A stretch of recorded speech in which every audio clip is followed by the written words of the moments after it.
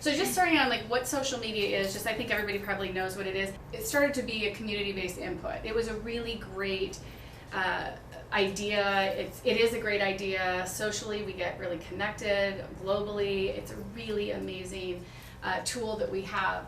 But what's happening is it is where we are actually putting very personal, intimate, private information online. And so that ability to kind of restrict what we're putting online and what we should be putting online, the line has become completely blurred for the younger generation. I think most of us who, after our kind of brains are developed, we decide, we probably shouldn't put certain things online or not. But because it's so freeing, they're putting on everything and anything, and I'll touch upon what they're putting on. I have talked to multiple colleges, and I've also talked to a lot of recruiters. It used to be 2 years ago, 30% of the colleges were searching social media history. It's above 60% now. So now you've got kids that are going in and they're putting applications in based on their grades, and they are looking back and looking at their social media history.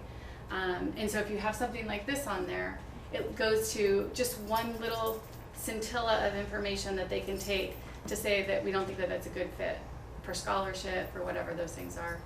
Recruiters are now at over 80% are looking at for job applications. So if you're talking about kids that are at like college level or things like that, over 80% of the recruiters now utilize that information to whether or not the person's going to be a good qualified candidate for the job or not. So I have teenagers that put pictures of them at parties, and then they'll put little bunnies over all the red Solo cups so that you can't see alcohol.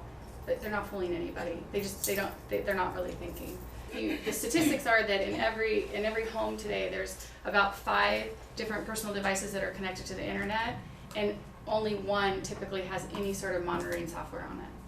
So it's usually an identified computer, and it's set up for the child to use. And so we have the best of intentions, but they have their own access now, and they have things that they can take into the room, because I don't have my phone on me, but every single phone has a video camera that's better than the one that we're using today, because those technologies are now ahead of us. And so when they're putting things on there, the do's as a parent is to really pay attention to what they're posting, to really pay attention to understand what they're doing, because it gives me, particularly me and what I do, insight into what they're really going through.